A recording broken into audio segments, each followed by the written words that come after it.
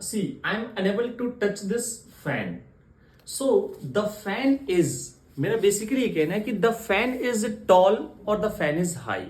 मतलब ये कि हमें टॉल और हाई में डिफरेंस जानना है, जो कि आपने देखा होगा एंट्रेंस एग्जामिनेशन या फिर एसएससी वगैरह में फिल अप द ब्लैंक्स हो या फिर क्लोज टेस्ट हो या फिर अगर आप नॉर्मल भी अपनी इंग्लिश बेहतर करना चाहते हैं तो बहुत ज्यादा कंफ्यूजन होती है। तो जी हम हाई का यूज तब करते हैं कि बेसिकली जब कोई नॉन लिविंग थिंग हो, लेकिन ध्यान रहे नॉन लिविंग थिंग के लिए हाई का यूज तब होगा जब हम ग्राउंड से ऊपर की बात करते हैं। मतलब जमीन से कोई भी एक बेस है वहां से अगर आप ऊपर की बात करते हो then we call high.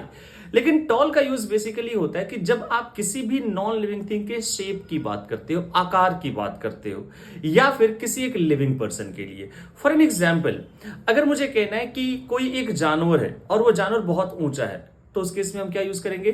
Toll, जैसे टॉल जिराफ।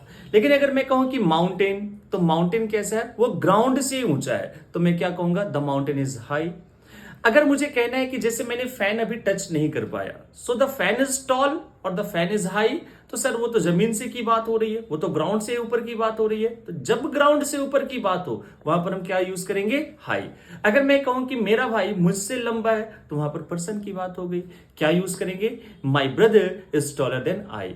मैं किसी अगर वॉल की बात करूं, कोई एक दीवार है तो वॉल की बात करूंगा तो द वॉल इज हाई और द वॉल इज टॉल। जाहिर सी बात है ग्राउंड से ऊपर की बात हो रही है, so the wall is high. तो मैं आपको एक सेंटेंस के साथ छोड़ता हूं। अगर आपको ये डिफरेंस बहुत अच्छे से क्लियर हुआ है आप मुझे कमेंट में जरूर बताएंगे। The plane is flying high और the plane is flying tall. इन दोनों में से क्या होगा फटाफट कमेंट में बताएंगे और एंजॉय करें।